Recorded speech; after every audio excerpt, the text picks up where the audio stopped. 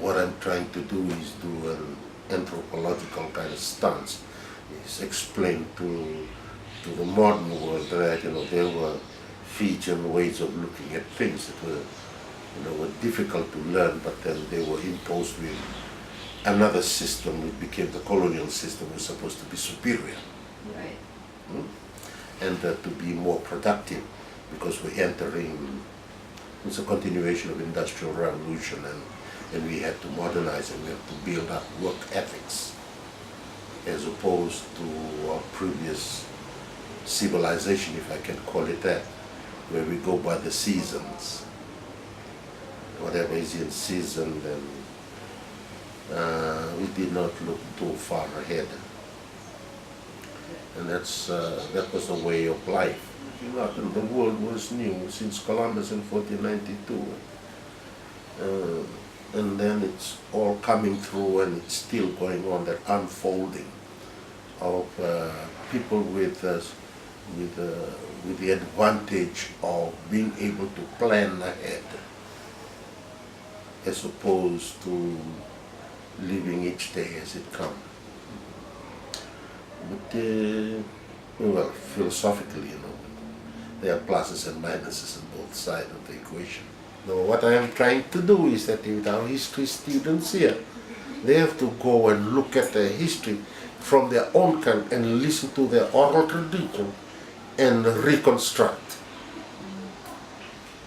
their own stories according to them. And this will go on forever, because other historians from their tribe will come up and say, I disagree with him here, there.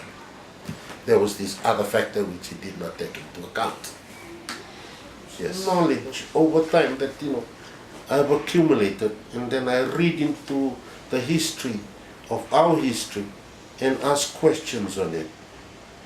Those are the things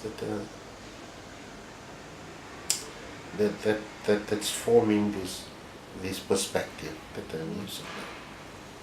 It's a multi-perspective. It's eclectic, it's selective, but trying to find a rationality to put it into a form that could be useful for policy making in the future. My wife has gone in and then started what would have been for the family, but the family could not see what we see, because what we do is bring up little incubators of smaller business.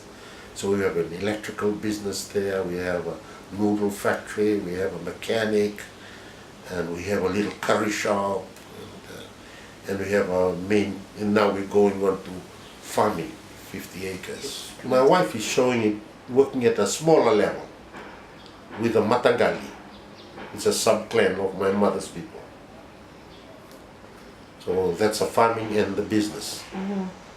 She's working there. That's a small miniature thing. What I've done, because of my culture, because I was born, I have to do something for my mother's people. That's what I've done. Bring it into academia and take it into entrepreneurship. And then now I'm taking that same academia and entrepreneurship into that paper that I've got there, which I'm developing into a book.